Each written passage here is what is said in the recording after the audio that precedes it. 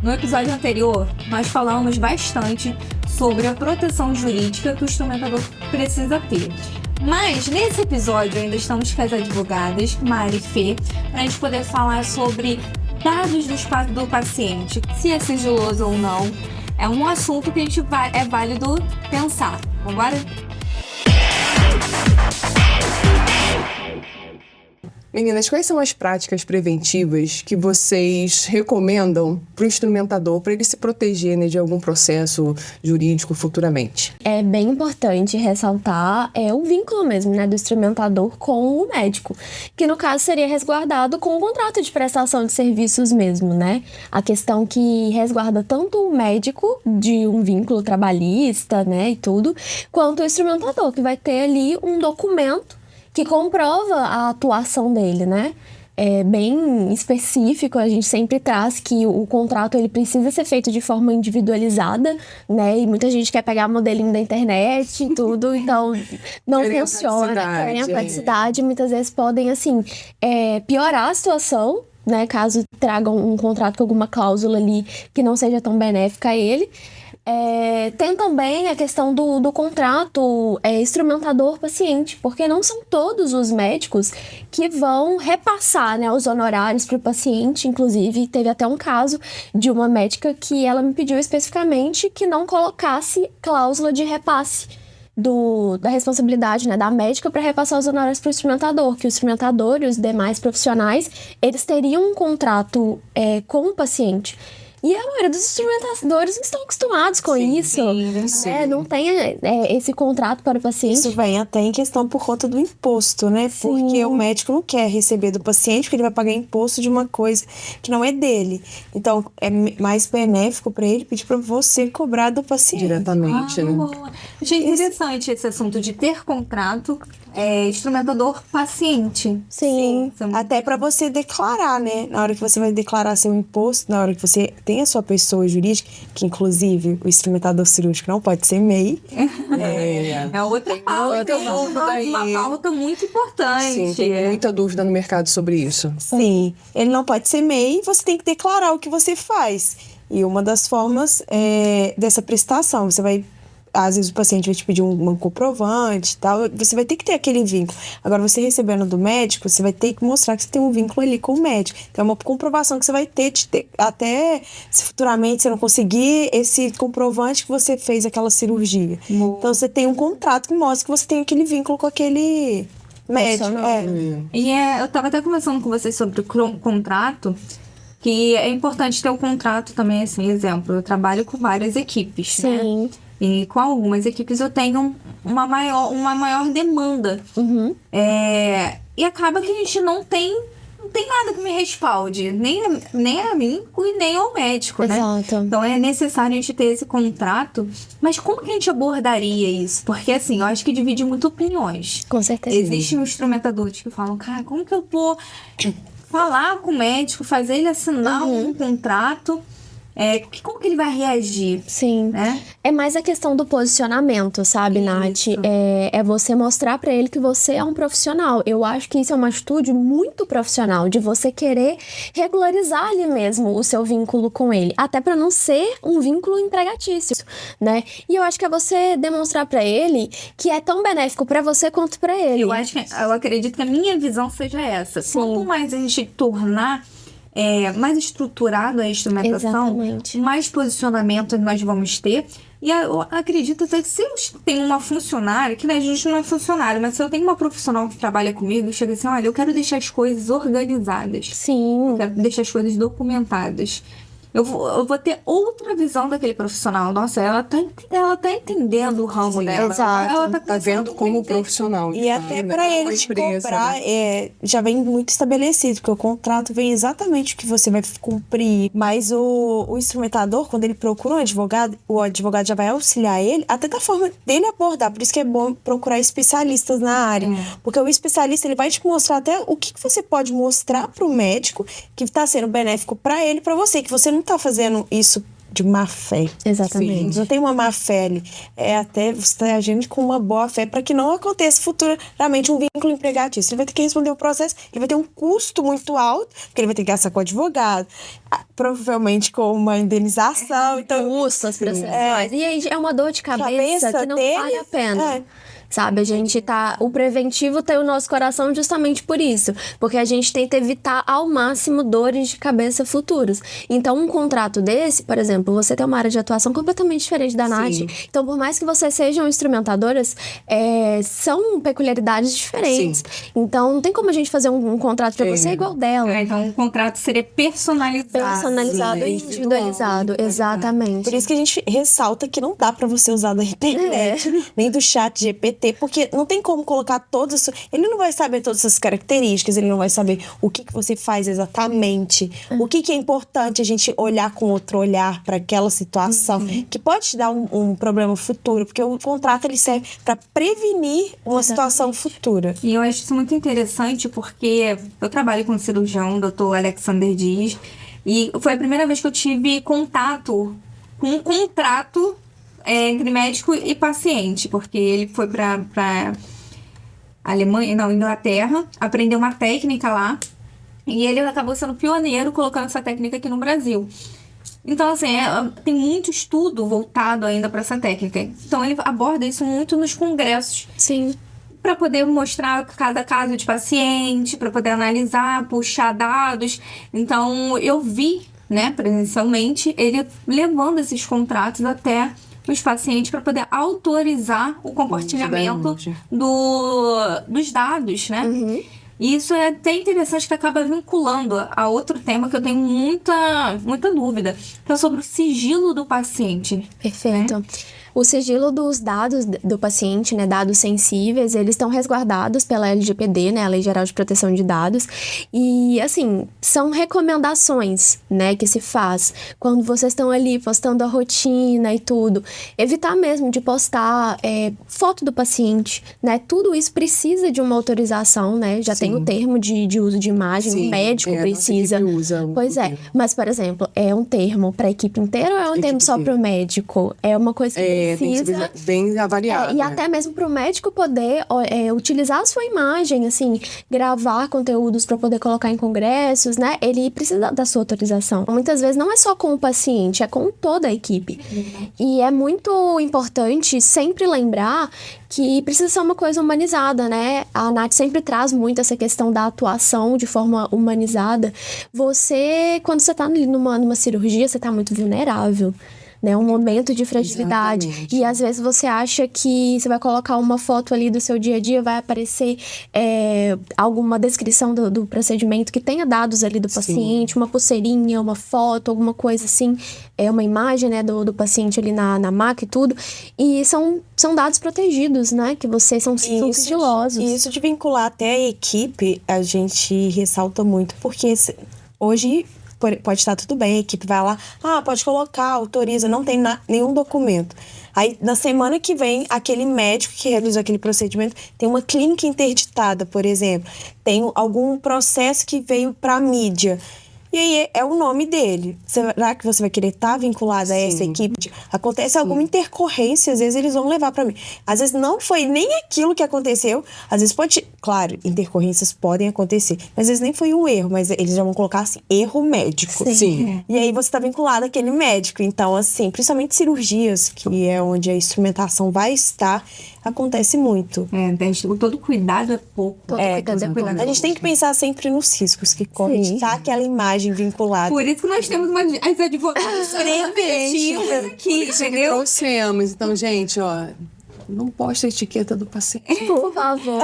De nome. O exame do paciente que tá lá com o nome dele. Sim, com todos os dados. E eu até falei sobre isso, porque antes dessa parte também burocrática, é a empatia. Sim. Porque eu me coloco muito no lugar do paciente. Eu tô num ambiente totalmente diferente da minha rotina. Eu tô num lugar com muita luz branca, um lugar gelado, com pessoas que eu nunca vi na minha vida. Sem roupa. Sem roupa, nua. E ainda sendo submetida a uma cirurgia.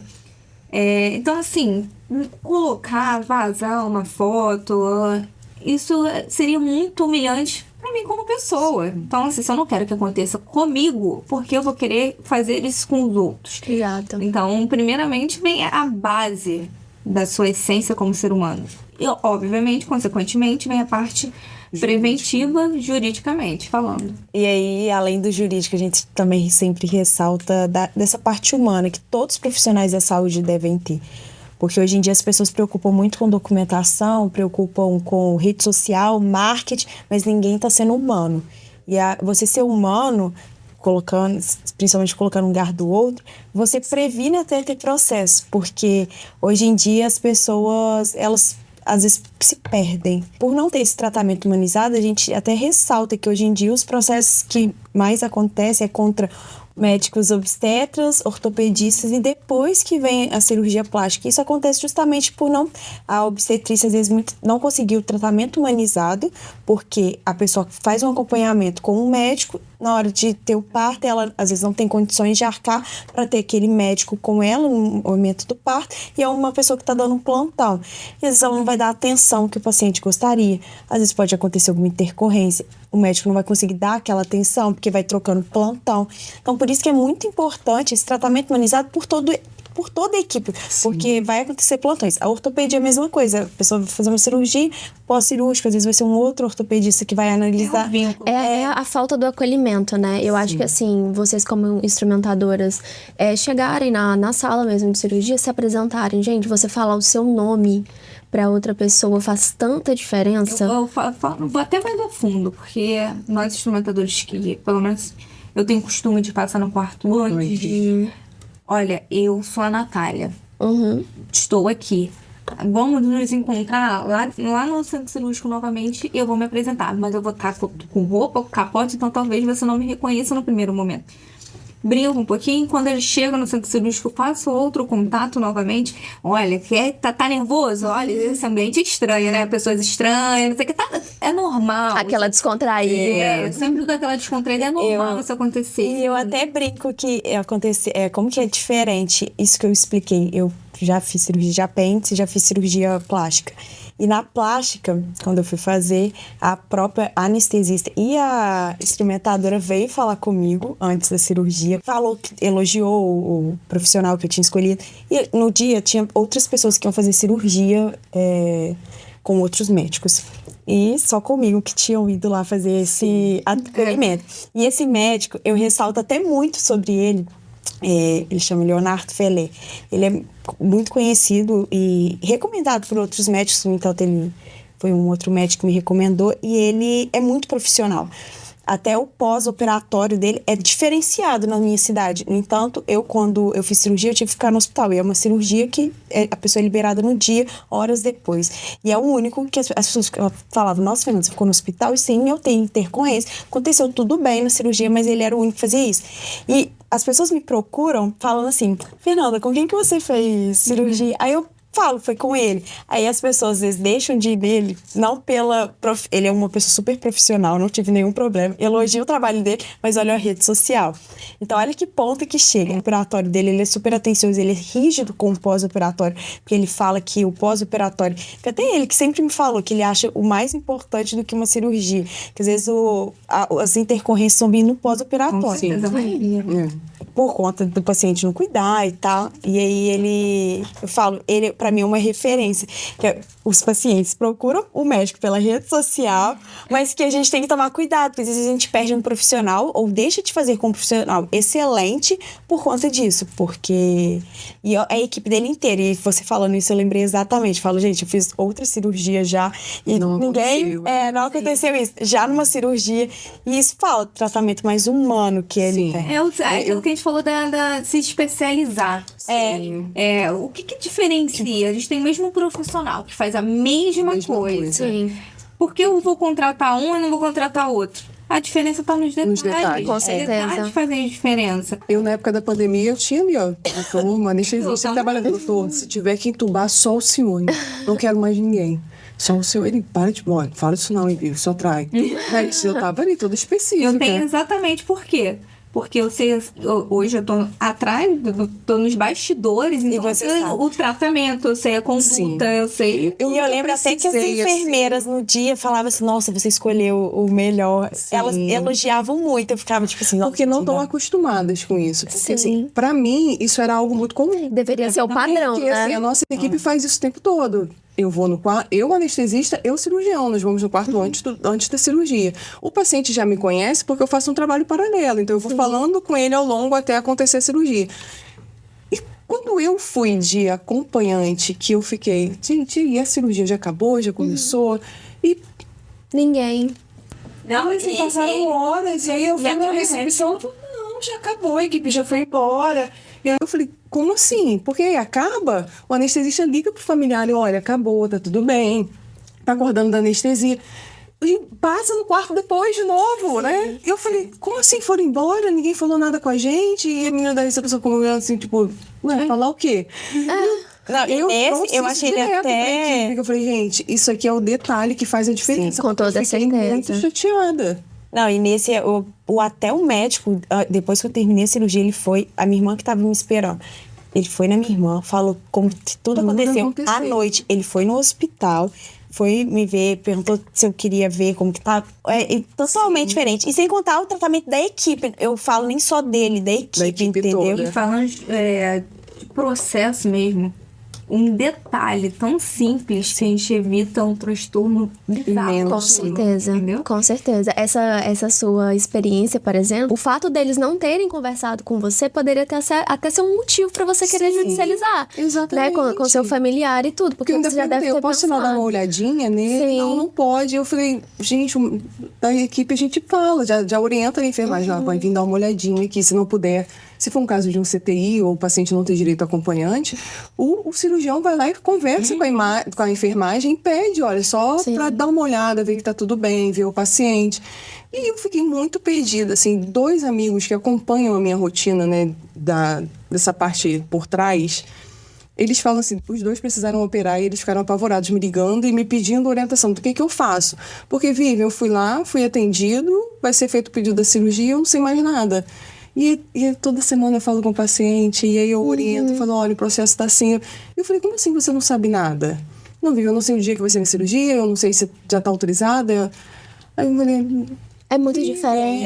é muito diferente. Muito importante esse tratamento, foi até o que ela falou. Isso vai evitar esse tratamento. Caso, se vier ter uma intercorrência, a primeira coisa que a pessoa vai olhar é a forma que você tratou. E se você não tratou bem, ela... Não, você falando na questão de passar para sua irmã tudo. Para mim isso é muito comum. Ontem a gente estava de madrugada, a cirurgia terminou de madrugada, o cirurgião passou tudo para a esposa e depois se aproximou uma outra familiar. E aí se apresentou, ele falou tudo de novo. Pois é. Porque sim, as pessoas querem saber, as pessoas precisam da informação do tá tudo bem, A aconteceu profissão, assim. ela é muito mais do que você ir lá e fazer, né? O que você Sim, é muito tem que fazer. E eu acho até engraçado, porque eu tenho muitas pessoas no meu meio que às vezes falam, quero fazer medicina, e às vezes falam que vão escolher certas especialidades para não ter tanto contato com o paciente. Mas todas as especialidades vão demandar você ter contato com o paciente. Vai ser porque patologista, então.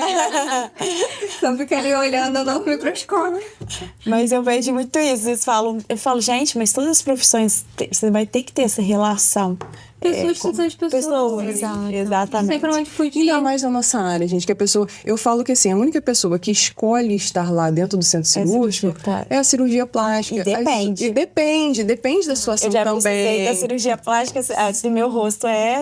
Exatamente. Foi uma escolha sua. Exatamente. Foi urgente, Eu falo assim, viu? as outras especialidades e alguns casos da plástica, o paciente não escolhe estar ali. Exato. Né? Então, a gente precisa acolher a questão de falar, olha, tá frio, mas no quarto eu já aviso, olha, lá em cima, normalmente o centro cirúrgico está muito mais frio do que o quarto. É verdade. E aí eu já falo, ó, lá em cima, e eles já reclamam de frio no quarto. E aí eu falo, olha, lá em cima vai estar muito mais frio, mas assim que entrar na sala, eu vou colocar um aquecedor. Nossa, gente, você teve?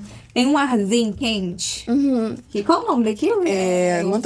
Aquecedor de manta térmica, né? Aí você coloca ali no paciente, aquilo dali, o paciente é outra pessoa. É depois outra você pessoa. bota Isso daí eu falo pra vocês, responsabilidade nossa. Porque o cirurgião, ele tá focado totalmente direcionado para a parte burocrática, para a parte da técnica. Quem faz essa conexão paciente e cirurgia é o instrumentador. A gente passa no quarto, olha, vai ter esse contato maior, estamos aqui, se precisar de alguma coisa, telefone meu tá aqui, saiu da cirurgia, passa no quarto, olha, foi tudo bem, deu tudo certo. Daqui a pouco o cirurgião tá lá fazendo a parte burocrática, daqui a pouco ele vai passar aqui. Então, assim, dá uma satisfação. Sim. Então, Sim. quem une esses elos, É o instrumento. paciente e cirurgião, é o instrumentador. Então, a gente não pode deixar falhar nesse processo. Com certeza. Porque é muito importante. Essa questão do acolhimento é uma coisa que precisa ser muito batida, dita, assim, com muito certeza. frisada. E isso você não aprende na faculdade, você não aprende em nenhum curso que você fizer. Não mesmo. Mas eu acho que a questão do acolhimento está muito linkada à empatia. A empatia. Sim, com A certeza. sensibilidade, eu acho. É botar o pé na água, você vê a temperatura. E você vai. Gente, chegamos ao final aqui do nosso episódio. Meninas, queria muito agradecer aqui vocês. Foi A nossa incrível. troca foi incrível. Todas as informações aqui foram muito incríveis. Gente, vejam, revejam, vejam de novo, anotem, Nossa, com que? Comenta, curte. comenta, curte. Se ficou alguma O sininho, qual é o dúvida, lance do sininho, gente? Do sininho Aperta aqui, o sininho, Aperta é. o sininho. aperta o sininho. Queria muito agradecer, muito Obrigada. a presença de vocês. Estou muito honrada de estar com vocês novamente. Nós agradecemos o E é convite. muito importante os temas que nós falamos aqui, porque é pouco falado. Pouco falado, Nossa, exatamente. Com A certeza. gente até vê que poucas pessoas falam. Tô muito feliz. Obrigada. Gente, tchau. Até a próxima.